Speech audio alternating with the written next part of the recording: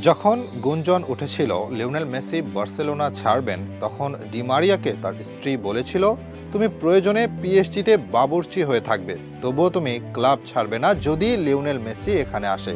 এতে বোঝা যায় আসলে মেসি ও ডি মারিয়ার মধ্যকার বন্ধুত্ব কেমন গভীর।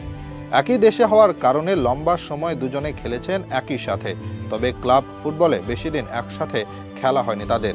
হবে কি করে, শুধু পিএসজিতে একটি মৌসুম কাটিয়েছেন তারা। এবার যেন আরও একবার সুযোগ এসেছে তাদের সামনে একই ক্লাবের হয়ে খেলার।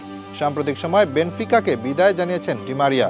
ছোটবেলার ক্লাবে ফিরে আসার পর 2 মৌসুম খেলেছেন পর্তুগিজ ক্লাবে। এরপর ক্লাবটি তার সাথে আরেক মৌসুমের জন্য চুক্তি বাড়াতে চাইলেও না করে দিয়েছেন তিনি। এমনকি ক্লাব বিশ্বকাপেও খেলবেন না আর্জেন্টিনাই খেলোয়াড়। তাতে করে নতুন করে উঠেছে প্রশ্ন, তবে কোথায় হবে ডি মারিয়ার নতুন গন্তব্য? এখানে উঠে আসছে দুটি নাম। প্রথমত, অনেকেই ধরে নিয়েছেন রোজারিও সেন্ট্রালে যোগ দেবেন এই তারকা, আর দ্বিতীয় হচ্ছে লিওনেল মেসির সাথে যোগ দেবেন ইন্টার মায়ামিতে, বাকি সময় কাটাবেন আমেরিকায়। প্রথমটি আবেগের জায়গা হলেও এই সম্ভাবনা কম। গত বছর তার দেশেই জীবন ঝুঁকির এক হুমকি দেওয়া হয় তাকে, আর সে কারণে গত বছর নিজের দেশের ক্লাবে ফিরে যাননি ডি মারিয়া। এই মুহূর্তে সেখানে যাবেন সেই সম্ভাবনাও কম। যদি না যান সেখানে, তবে কোথায় হবে গন্তব্য? এখানে উত্তরটা ইন্টার মায়ামি হবে। দীর্ঘদিনের প্রিয় বন্ধুর সাথে ক্যারিয়ারের শেষ সময় কাটাবেন একই সাথে। লিওনেল মেসি নিজেও তো ক্লাবে অগ্রাধিকার দেন তার সাবেক সব সতীর্থদের, আর তার কারণেই তো এর আগে ক্লাবে যোগ দিয়েছেন সার্জিও বুস্কেটস, জর্দি আলবা ও লুইস সুয়ারেজের মতো তারকারা। সেখানে নতুন করে যদি যুক্ত হয় ডি মারিয়ার নাম, তাতে অন্তত অবাক হওয়ার কিছুই থাকবে না। বেশ কিছু ইউরোপের গণমাধ্যম বলছে এরকমই, যে ডি মারিয়া চলে যাবেন আমেরিকায় ইন্টার মায়ামিতে, সেখানে খেলবেন মেসির সাথে। এর আগে আর্জেন্টিনার হয়ে দুজনে জিতেছিলেন অলিম্পিক গোল্ড মেডেল।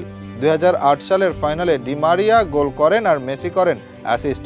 এরপর 2021 সালের কোপা আমেরিকা, 2022 সালে ফিনালিসিমা ও বিশ্বকাপ এবং 2024 সালে কোপা আমেরিকা জয় করেন দুজন। মাঝে পিএসজিতে 1 বছর জিতেন লিগ শিরোপা। এবার তৃতীয়বারের মতো জুটি বাঁধবেন এই দুই খেলোয়াড়। সবকিছু ঠিক থাকলে আগামী জুলাইয়ে হয়তো ডি মারিয়ার সাথে চুক্তি করবে লিওনেল মেসির ক্লাব, যাদের বর্তমান অবস্থা একেবারে নাজেহাল। হাভিয়ার মাস্টেরানোর অধীনে একেবারে সুবিধা করতে পারছে না তারা। একের পর এক ম্যাচ হেরে নেমে যাচ্ছে তলানের দিকে। তাই ডি মারিয়া দলে এলে কিছু হলেও বদলাতে পারে ক্লাবটির ভাগ্য। সময়ের অন্যতম আন্ডার রেটেড খেলোয়াড় ডি মারিয়া, যাকে নিয়ে আলোচনা হয় না সহজে, অথচ পরিসংখ্যান কথা বলে তার পক্ষে। ক্লাব ক্যারিয়ারে 807 ম্যাচে 194টি গোল ও 277টি অ্যাসিস্ট করেছেন তিনি। দেশের হয়ে 145 ম্যাচে 31 গোল ও 32টি অ্যাসিস্ট আছে তার নামের পাশে।